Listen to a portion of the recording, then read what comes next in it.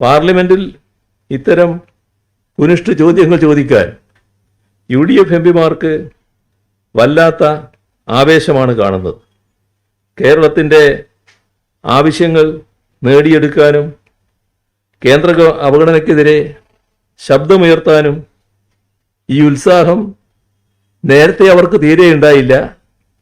ഇപ്പോഴും അതിൻ്റെ ചില അവശിഷ്ടങ്ങൾ നിലനിൽക്കുന്നതെന്നാണ് ഇത് പ്രകടമാക്കുന്നത്.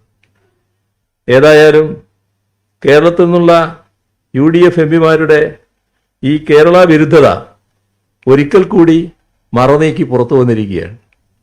ഈ രണ്ട് എംപിമാർ, ഒന്ന് കൊല്ലം എംപിയും മറ്റൊന്ന് ഇവിടുത്തെ കോഴിക്കോട് എംപിയുമാണ് എന്നതും നമ്മൾ കാണേണ്ടതായിട്ടുണ്ട്.